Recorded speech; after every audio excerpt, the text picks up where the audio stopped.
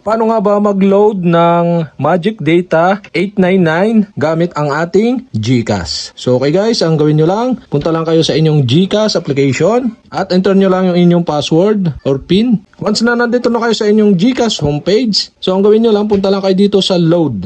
Tap nyo lang yung load. At dito sa load, yan guys. So punta kayo dito sa may menu sa taas, mobile dapat. Tapos yung ano natin, Philippines, yung select telco. So dahil luludan natin is talk and text, so mamili na lang kayo kung smart or talk and text ang inyong luludan. So talk and text yung ating luludan.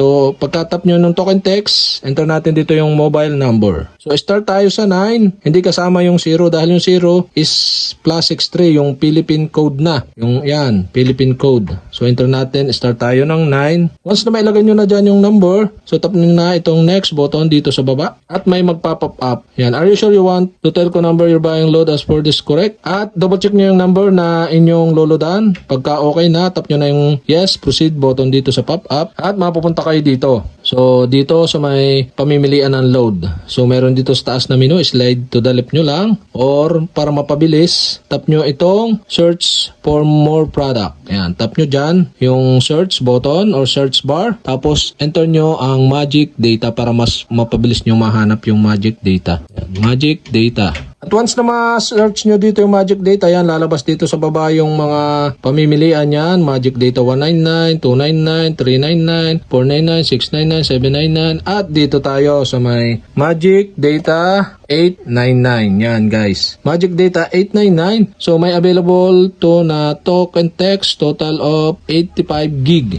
No expiry data na siya guys. So meron siyang 75 gig plus 10 gig 5G no expiry data with 900 minutes calls. 900 calls minutes to any mobile number. Yan guys. So select nyo lang itong Magic Data 899. Yan. Tap nyo lang at dapat meron ditong check. Once na matap nyo at maselect nyo yung Magic Data na 899, so tap nyo na itong buy now button dito sa baba. At ayan na nga guys, so ito na Magic Data 899. Ito yung number nyo. So double check nyo. Tapos yung GCash na balance natin, yan, kaya namang bayaran. So total of 902 dahil may convenience fee na 3. Yan. 3 ang dagdag. 899 plus 3 is equal to 902.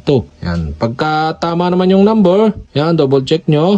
Make sure na tama para hindi sayang yung load. Okay? Tap na nyo na itong nandito sa babang pay button. Yan, tap nyo na. At yan na nga guys, ito na yung pinakang resibo yan. So Magic Data 899, paid via GCash, amount yan, 902. So pwede natin yung i-download. Kung may nagpa-load naman sa inyo na iba, pwede nyong i-scan or i-share sa kanila itong pinakang resibo. So okay guys, ganun lang kadali mag-load ng Magic Data 899 sa ating GCash application. So okay guys, sana nakatulong itong video na to. At kapag hindi ko pa kayo subscriber, mag-subscribe lang kayo sa aking YouTube channel. Click nyo lang ang subscribe button at ang bell para updated kayo sa mga video tutorial like this. Okay, salamat sa panonood.